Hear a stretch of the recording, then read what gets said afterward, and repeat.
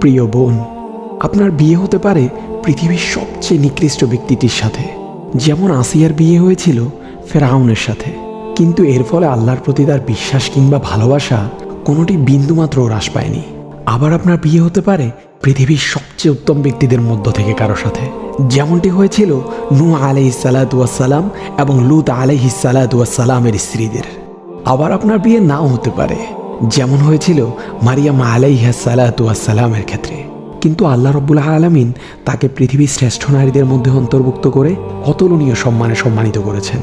মনে রাখবেন, আপনার ভালোবাসা এবং বিশ্বাসের অধিকার সর্বপ্রথম আল্লাহ সুবহানাহু ওয়া তাআলার। আপনি যদি তার রহমত অর্জন করতে পারেন, তাহলে আপনি যে অবস্থাতেই থাকুন না কেন আপনি সফল হবেনই। তার মানে এ না যে আপনি যাকে তাকে জীবনসঙ্গী হিসেবে নির্বাচন করে নেবেন। জীবনসঙ্গী নির্বাচনে আমাদের হতে হবে যথাযথ সচেতন। অনেক ধার্মিক বন্ধুদের তার জীবনসঙ্গীর ব্যাপারে বলতে শোনা যায়, সে নামাজ না পড়লে কী বা হয়েছে, সে দাড়ি না রাখলে আর কী বা হয়েছে, বিয়ের পর আমি সব ঠিক করে ফেলবো। বলছিলাম বোন, হেদায়েত আল্লাহর পক্ষ থেকে আসে।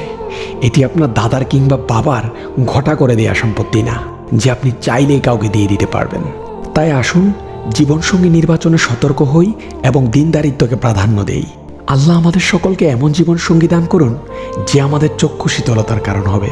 এতক্ষণ পর্যন্ত আপনাদের সাথে ছিলাম the star of knowledge team থেকে আমি সাইদ আহমদ ফাহাদ। আমাদের ভিডিওগুলো ইউটিউব, ফেসবুক, ইনস্টাগ্রাম যে কোনো প্ল্যাটফর্মে পেতে আমাদের পেজ এবং চ্যানেলে চোখ রাখতে পারেন। লিঙ্ক বায়ো দেওয়া থাকবে। আর যদি লিঙ্ক খুঁজে না পান, তাহলে যে কোনো প্ল্যাটফর্মে গিয়ে সার্চ করে ফেলুন দ্য স্টার অফ নলেজ।